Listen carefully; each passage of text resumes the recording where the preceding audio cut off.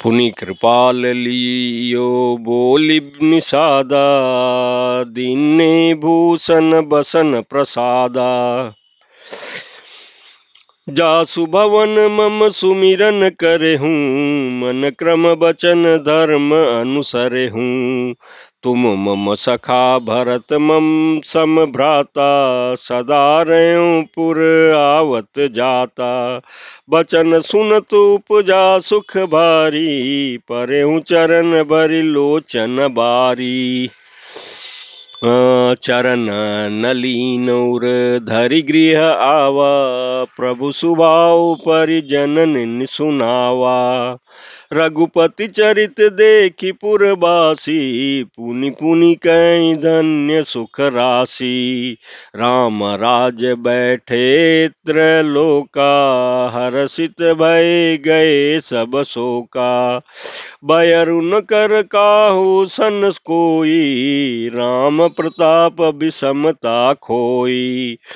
वर्णाश्रम निज निज धर्मो, निरत वेद पथ लोग। चलहि सदा पावहि सुखहि, नय भय शोक न रोग। प्रमात सियावर रामचंद्र शंकर जी भजो। उत्तरकांड दोहा 20। इस चौपाई के प्रसंग में तुलसीदास जी कहते हैं कि फिर कृपालु श्री रामचंद्र ने निषाद राज को बुला लिया और उसे भूषण वस्त्र प्रसाद दिए और फिर कहा, अब तुम भी घर जाओ, वहां मेरा स्मरण करते रहना और मन वचन तथा कर्म से धर्म के अनुसार चलना। तुम मेरे मित्र हो और भरत के समान भाई हो। अयोध्या में सदा आते जाते रहना। यह वचन सुनते ही उसको भारी सुख उत्पन्न हुआ। नेत्रों में आनंद और प्रेम के आंसुओं का जल भर करके वह चरणों पर गिर पड़ा।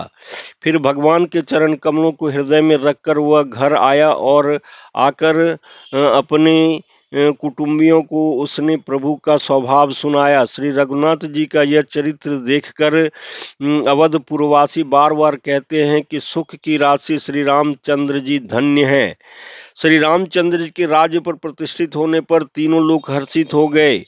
उनके सारे शोक जाते रहे, कोई किसी से बैर नहीं करता। श्री रामचंद्र जी के प्रताप से सबकी विषमता, आंतरिक भेदभाव मिट गई। सब लोग अपने अपने वर्ण और आश्रम के अनुकूल धर्म में तत्पर हुए सदा वेद मर्यादा पे चलते हैं और सुख पाते हैं। उन्हें न किसी बात का भय है, न शोक है, न कोई रोग ही सताता है।